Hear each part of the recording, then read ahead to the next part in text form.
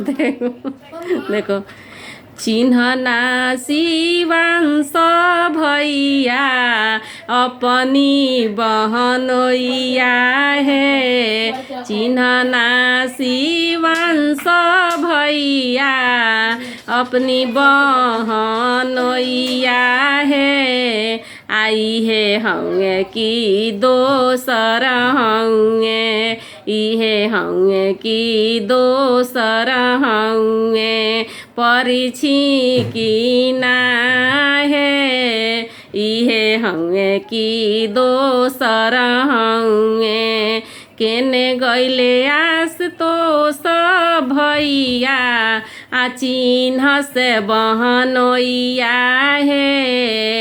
इहे हंगे की दोसर हंगे, इहे हंगे की दोसर हंगे।